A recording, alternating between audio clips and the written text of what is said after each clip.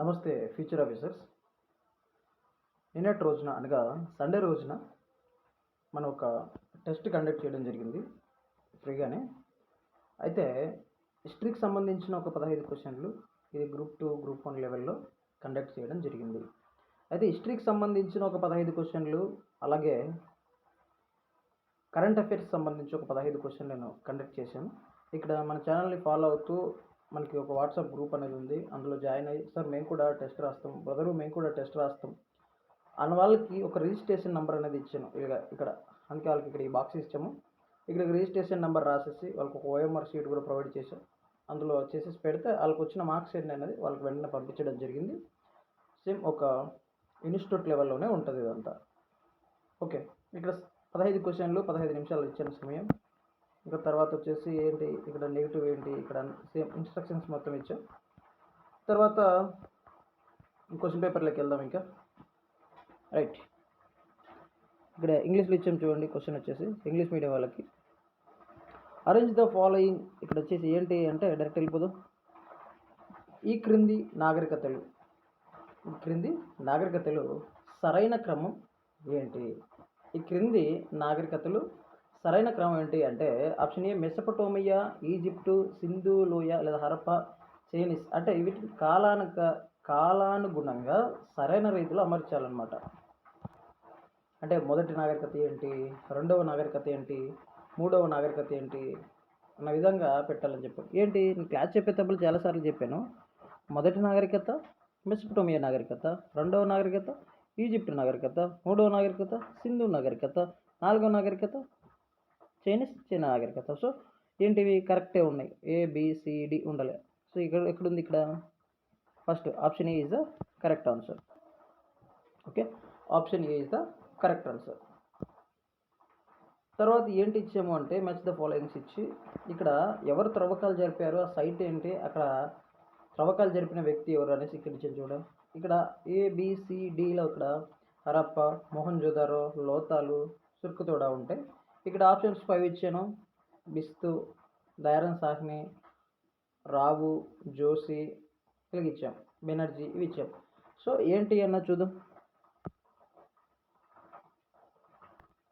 చూడండి second question. నేను పర్టికులర్గా నా క్లాసెస్ మొత్తం తెలుగు మీడియం ఆస్పిరెంట్ కోసం పెట్టాను కాబట్టి నేను నా ఛానల్ లోగోలో పెట్టింటాను తెలుగు అని. ఎందుకంటే చాలామంది ఇంగ్లీష్లో చెప్తున్నారు, నార్త్ చెప్తున్నారు, అదంతా అవుతుంది. కానీ తెలుగు వాళ్ళకి పర్టికులర్గా ఫ్రీగా వచ్చే వాళ్ళు ఎవరు లేరు అన్న పాయింట్ ఆఫ్ వ్యూలో ఈ ఛానల్ మొదలు పెట్టడం జరిగింది. ఇంకొక రీజన్ ఏంటి అంటే సో నేను కూడా తెలుగులోనే ప్రిపేర్ అవుతున్నాను కాబట్టి. ఓకే సరైన జతను ఎంచుకోండి. చూడండి సరైన జతను ఎంచుకోండి. హరప్పలో త్రవ్వకాలు జరిపింది ఎవరు? దయారం సాహ్ని. మోహన్జోదారో త్రవ్వకాలు జరిపింది ఎవరు? RD బెనర్జీ. లోతాల్లో త్రవ్వకాలు జరిపింది ఎవరు? రావు. సుర్కుతోడా జోషి. సో ఇక్కడ ఏంటి ఉండాలి అంటే ఇది ఇది ఇలా ఉండాలి. సో ఇక్కడ ఆన్సర్ ఏంటి చూడండి. ఇక్కడ ఆన్సర్ ఏంటి అంటే A5 ఉండాలి. ఎక్కడుంది? ఇది answer. A5, B2, C3, D4 ఇది ఆన్సరు. ఓకే, నెక్స్ట్ క్వశ్చన్ ఇక్కడ ఇచ్చింది. వర్ణన వ్యవస్థ గురించి తొలి స్పష్టమైన ప్రస్తావన క్రింది వాటిలో వర్ణన వ్యవస్థ గురించి తొలి ప్రస్తావన క్రింది వాటిలో దేనిలో కనిపిస్తుంది? చాలాసార్లు వచ్చిన బిట్టు. నేను క్వశ్చన్ చెప్పేటప్పుడు కూడా చాలాసార్లు చెప్పాను. ఎక్కడ కనిపిస్తుంది? ఋగ్వేదంలో కనిపిస్తుంది. ఋగ్వేదంలో 10వ మండలంలో పురుష సూక్తంలో కనిపిస్తుంది. ఈ పాయింట్ గుర్తుపెట్టుకోండి. తర్వాత నెక్స్ట్ క్వశ్చన్. గౌతమ బుద్ధుడికి సంబంధించి ఈ క్రింది ప్రకటనను పరిశీలించండి. ఈ స్టేట్మెంట్ వాడు ఇచ్చానండి. ఇక్కడ చూడండి, గౌతమ బుద్ధుడి గురించి ఈ క్రింది పరిశీలించండి. ఇది ఒకటోది. గౌతమ బుద్ధుడు లుంబినిలో జన్మించాడు. కరెక్ట్. బోధ్గయలో జ్ఞానోదయం అయ్యింది. కరెక్ట్. సారనాథ్లో మొదటి ధర్మోపదేశం అంటే ధర్మచక్రం కృష్ణగర్లో. ఇవన్నీ correct. So all are correct. 1, 2, 3 ఎక్కడ కరెక్ట్? So correct answer. ఇది కరెక్ట్ ఆన్సర్. నెక్స్ట్ క్వశ్చన్ చూడండి. Next question next question right. China యాత్రికుడు హుయాన్సాంగ్ గురించి క్రింది ప్రకటనలను పరిశీలించండి. చైనా యాత్రికుడు హుయాన్సాంగ్ గురించి క్రింది ప్రకటనలను పరిశీలించండి. అతను హర్షవర్ధుని పాలనా కాలంలో భారతదేశాన్ని సందర్శించాడు. హర్షవర్ధుడి కాలంలో భారతదేశాన్ని సందర్శించాడు. Is correct. నలంద విశ్వవిద్యాలయంలో విద్యాభ్యాసం చేశాడు. కరెక్ట్గా. తన ప్రయాణ వివరాలను రెహ్లా అనే గ్రంథంలో నమోదు చేశాడు. ఈసామిది గ్రంథం ఇది. ఈసామి అనే వ్యక్తి పైన ఉంటాడు ఆయన అనమాట. సో ఇక్కడ ఈ గ్రంథం ఇది తప్పు అనమాట. అయితే ఆయన గ్రంథం ఏంటి అంటే సియుకి అనే గ్రంథం అయిందనమాట. సో ఇక్కడ ఏంటంటే 3 తప్పు. సో 3 ఉన్నది ఆప్షన్ కాకూడదు. 3 ఉన్నది ఆన్సర్ 3 ఉన్నది కాకూడదు. సో ఇది ఎలిమినేటెడ్. ఇది కాదు. 2 కాబట్టి ఇది 5 ఏవి కావు. బికాస్ 1 and 2 కరెక్ట్ ఆన్సర్స్ కాబట్టి. తర్వాత నెక్స్ట్ క్వశ్చన్ చూడండి. ఫిఫ్త్ క్వశ్చన్ ఏంటి? ఇది అందరికీ తెలిసిందే. చిన్నపిల్లలు కూడా అంటే ప్రిపరేషన్ లేకొచ్చిన చిన్న పిల్లలు కూడా వీటిని పెట్టగలుగుతారు. ఏంటి ఆ క్వశ్చన్? ఇండియన్ నెపోలియన్ అని ఎవరిని అంటారు అంటే సముద్రగుప్తుని అంటారు. ఇది పెద్ద క్వశ్చనే కాదు. ఎవరిని అంటారంటే సముద్రగుప్తుని అంటారు. నెక్స్ట్ క్వశ్చన్ చూడండి. 7వ క్వశ్చన్. క్రింది జంటలను పరిశీలించండి. ఇక్కడ చిన్న ప్రింటెడ్ అండి. ఏంటి అంటే ఇక్కడ ఏముండాలంటే సరైనవి కావు, ఇవి కానివి. రైట్. ఇక్కడ చూడండి. క్రింది జంటలను పరిశీలించి స్టేట్మెంట్ 1 ఏమిచ్చా? ద్రావిడ శైలి ఉత్తర భారతదేశంలో ఉంది, నాగర శైలి దక్షిణ భారతదేశంలో ఉంది. ఇది కరెక్టేనా? కాదు.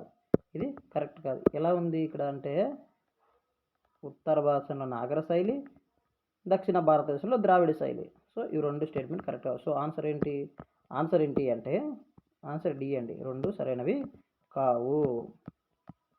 ఇక్కడ ఇంగ్లీష్ మీడియం వాళ్ళకి క్లియర్గా ఇచ్చాను, ఎవరు ఇబ్బంది పడకూడదు అనేసి. నెక్స్ట్ క్వశ్చన్ చూడండి. హుమయూన్ గురించి క్రింది ప్రకటనలు పరిశీలించండి. హుమయూను మొఘలు సామ్రాజ్య స్థాపకుడు బాబర్ యొక్క కుమారుడు. కరెక్టే కదా. షేర్షా సూరి చేతిలో ఓడిపోయి కొంతకాలం పర్షియాలో దాక్కున్నాడు. కరెక్టే కదా. అక్బర్ హుమయూన్ కుమారుడు. కరెక్టే కదా. అయితే ఏంటి అంటే ఆల్ ఆర్ కరెక్ట్ అండి. All are correct. ఇది జస్ట్ ఇప్పుడు నేను ఆన్సర్ మాత్రమే చెప్తున్నాను. నెక్స్ట్ వీడియోలో ఎక్స్ప్లెనేషన్ ఉంటుంది. ప్రతి క్వశ్చన్కి ఎక్స్ప్లెనేషన్ అన్నది ఉంటుంది. తర్వాత భారతదేశాన్ని పరిపాలించిన మొట్టమొదటి మహిళా సుల్తాన్ ఎవరు? This question is very easy. భారతదేశాన్ని పరిపాలించిన మొట్టమొదటి మహిళా సుల్తాన్ ఎవరు? ఎవరు? రజియా సుల్తానా కదా. మీకు ఒక లవర్ ఉంటాడు. అవన్నీ నేను ఎక్స్ప్లెనేషన్లో మీకు చాలా డీప్గా, క్లియర్గా, ఫ్రెండ్లీగా చాలా బాగా మాట్లాడుకుందాం subject. Okay. Blue water policy, నీటి ఒప్పందము అని ఉంటుంది. నీటి ఒప్పందం. సో ఏంటి, ఎవరు ప్రవేశపెట్టారు అన్నది అడిగారు. చూడు, ఎవరు ప్రవేశపెట్టారంటే Francisco de Almeida. Next question is very easy, చాలా ఈజీ. చదివిన వాళ్ళకి చదువుకుంటే దిమ్మ తిరిగి బొమ్మ కనిపిస్తుంది. ప్లాసీ యుద్ధం, బాక్సర్ యుద్ధానికి సంబంధించి క్రింది ప్రకటనలను పరిశీలించండి. ప్లాసీ యుద్ధము, బాక్సర్ యుద్ధానికి సంబంధించి క్రింది ప్రకటనలను పరిశీలించుము. రైట్, వచ్చండి. ప్లాసీ యుద్ధము 1757లో సిరాజుద్దౌలా మరియు బ్రిటిష్ ఈస్ట్ ఇండియా కంపెనీకి మధ్య జరిగింది. కరెక్టే.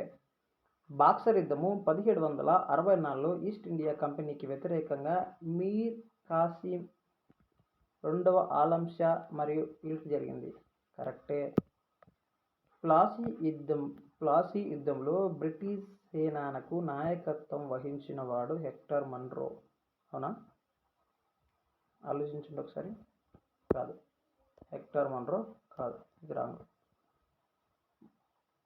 హెక్టర్ మొన్రో అనే ఆయన బాక్సర్ యుద్ధానికి నాయకత్వం వహిస్తాడు అనమాట.